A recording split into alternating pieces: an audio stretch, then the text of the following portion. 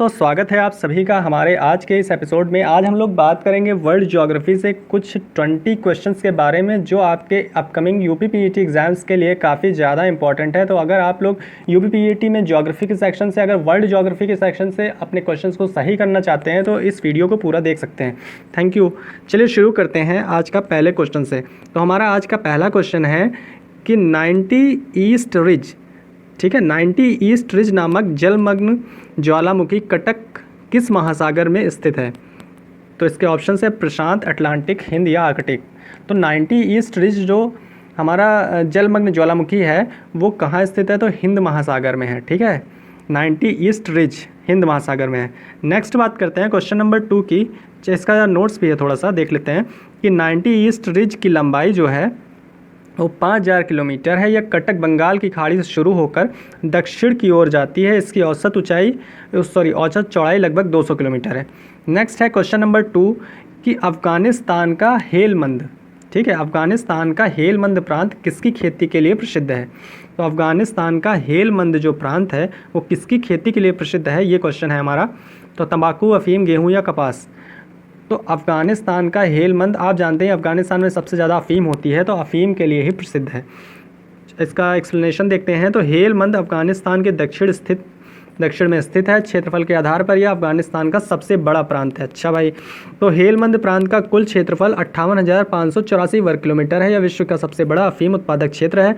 विश्व का कुल उत्पादन 75% अफ़ीम हेलमंद में उत्पादित की जाती है। और भारत में कौन सा होता है? तो भारत में कहाँ है? बाराबंकी ज़िला जो है वो भारत में अफ़ीम के लिए, मतलब अफ़ीम उत्पादन के लिए प्रसिद्ध है। नेक्स्ट बात करते हैं क्वेश्चन नंबर 3 की हिरोशिमा और नागासाकी शहर किन द्वीपों में स्थित है? तो हिरोशिमा और नागासाकी शहर किन द्वीपों में स्थित है? तो होशु या क्यूशु, होन्सु या शिकोकू, होकाइडू या क्यूशु या शिकोकू। तो जो हमारा हिरोशिमा और नागासाकी शहर है वो कौन से? होन्शु और क्यूशु शहर में, होन्शु और क्यूशु द्वीप में स्थित है। ये थोड़ा इंपॉर्टेंट क्वेश्चन है, इसको आप ध्यान में रखिएगा, ठीक है। हिरोशिमा और नागासाकी कौन से द्वीप पर है और कब ये बम यहाँ पे गिराया गया था? न्यूक्लियर बम कब गिराया था? 1945 में, 1945 में। हिरोशिमा नगर, ये थोड़ा सा एक्सप्लेनेशन है यहाँ पे देखिए कि हिरोशिमा जापान के होन्शु द्वीप में स्थित है जबकि नागासाकी क्यूशु द्वीप में स्थित है। इन दो नगरों में 1945 में परमाणु बम गिराए गए थे। नेक्स्ट है क्वेश्चन नंबर 4 की निम्नलिखित कथनों पर विचार कीजिए। बेलेरिक द्वीप भूमध्य सागर में स्थित है। और सेकंड है कि कोर्सिका और सार्दिनिया द्वीप इटली की पश्चिम में स्थित है। उपरोक्त में से कौन सा कथन सही है? तो भैया आप जानते ही हैं, आपने पढ़ा भी होगा कि बेलेरिक द्वीप है वो भूमध्य सागर में है और कोर्सिका और सार्दिनिया द्वीप इटली के पश्चिम में स्थित है, इसलिए ये दोनों सही हो जाएंगे, ठीक है। ए और बी दोनों सही हैं, दोनों अपने जो भी कथन लिखे हैं दोनों सही हैं। नेक्स्ट है क्वेश्चन नंबर 5 की कि जिब्राल्टर जल डमरू किन दो देशों को अलग करता है? जो जिब्राल्टर जल संधि है, जल डमरू है, वो किसको अलग करता है? तो ये तो आप रट ही लीजिए, ये बहुत ज़्यादा रिपीट होता है। मोरक्को और स्पेन को अलग करता है। क्या है? जिब्राल्टर जल डमरू यूरोपीय देश स्पेन और अफ्रीकी देश मोरक्को को अलग करता है। यह जल डमरू भूमध्य सागर को अटलांटिक सागर से जोड़ता है। नेक्स्ट क्वेश्चन नंबर 6 है कि गुआना नामक प्राकृतिक उर्वरक किस क्षेत्र में पाया जाता है? तो गुआना नामक प्राकृतिक उर्वरक किस क्षेत्र में पाया जाता है? तो तिएरा देल फ्यूगो, अटाकामा मरुस्थल, ब्राज़ील या मिमांस गेरुअस, और नेक्स्ट ऑप्शन है पेरू तटीय क्षेत्र। तो जो गुआना नामक प्राकृतिक उर्वरक क्षेत्र है वो कहाँ पाया जाता है? पेरू, और जो पेरू का तटीय क्षेत्र है वहीं पाया जाता है। नेक्स्ट क्वेश्चन नंबर 7 की बात करें तो वन कटाई के परिणाम क्या होते हैं?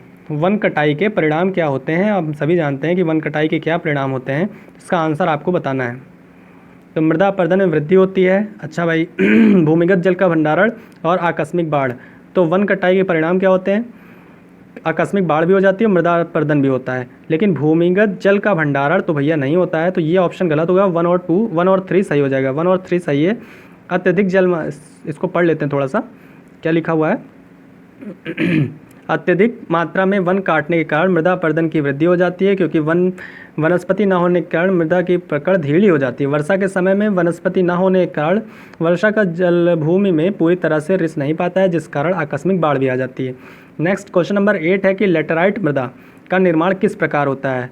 तो लेटराइट मृदा का लेटराइट मृदा का निर्माण किस प्रकार होता है? लीचिंग, अपरदन, उपजाऊ मिट्टी, उपजाऊ नदी सिल्ट के निक्षेप के कारण या आग्नेय चट्टानों के यांत्रिक अपक्षय के कारण।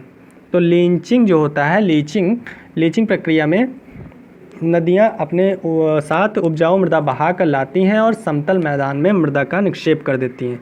तो इसका आंसर कौन सा हो जाएगा? लीचिंग हो जाएगा, लीचिंग। नेक्स्ट बात करते हैं क्वेश्चन नंबर 9 की, कि निम्नलिखित में से कौन सा कथन सही है? तो निम्नलिखित में से कौन सा कथन सही है? तो ऑक्स बो झील का विसर्प का टूटा हुआ हिस्सा होता है। जो ऑक्स होता है, ऑक्स वो बो झील का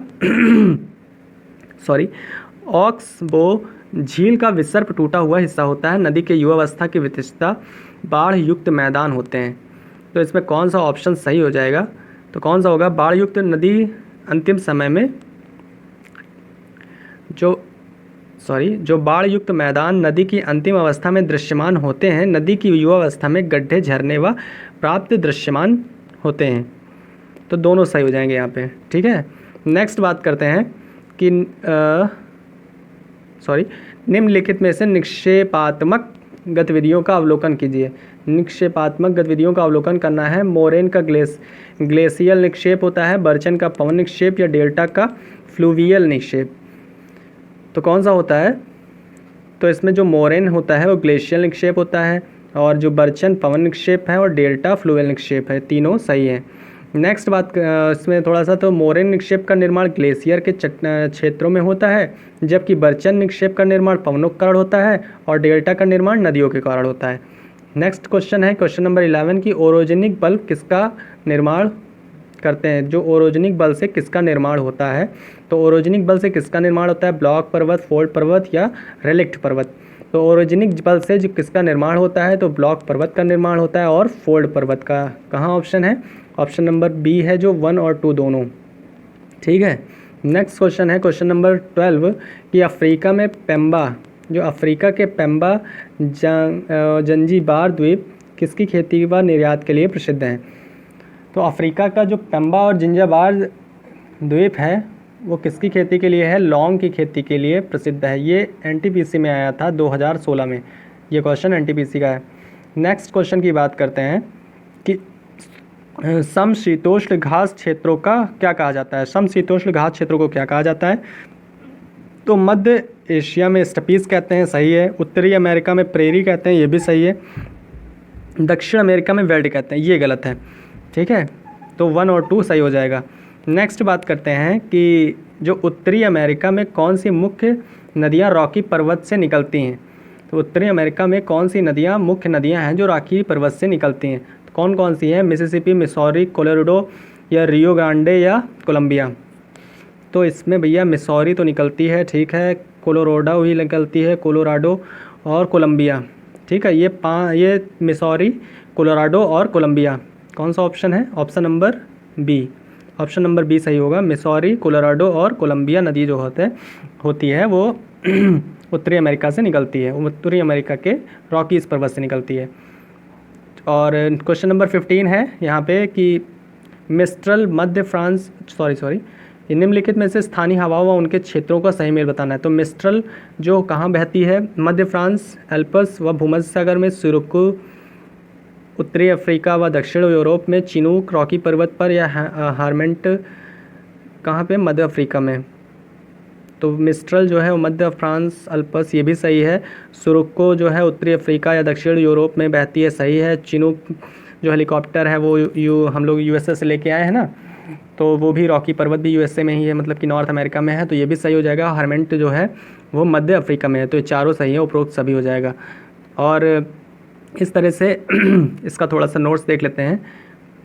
तो ये क्या लिखा हुआ है कि स्थानीय हवाओं व उनसे संबंधित स्थानों में दिए गए सभी विकल्प सही हैं, ठीक है। मिस्ट्रल शीत व शुष्क वायु फ्रांस भूमध्य रेखा क्षेत्र से प्रभावित होती है। सिरोको में यह भूमध्य सागरीय हवा सहारा मरुस्थल से आती है या उत्तरी अफ्रीका व दक्षिणी यूरोप से बहती है। चिनूक या उत्तरी अमेरिका में बहती है और फोहन भी कहा जाता है इसको, फोहन भी कहते हैं इसको। हार्मेंट क्या होता है? हार्मेंट यह पश्चिमी अफ्रीका में बहने वाली शुष्क व धूल युक्त वायु है या सहारा के दक्षिण में गिनी की खाड़ी तक बहती है, ठीक है। तो ये हमारे थे आज के टॉप 15 क्वेश्चन, ठीक है। तो अगर आप लोग प्लीज़ को लाइक कर दीजिए, अगर आपको अच्छा लगा हो तो प्लीज़ लाइक करिए और सब्सक्राइब कर लीजिए ताकि जो नेक्स्ट वीडियो है वो आपको आसानी से मिल सके। Thank you very much.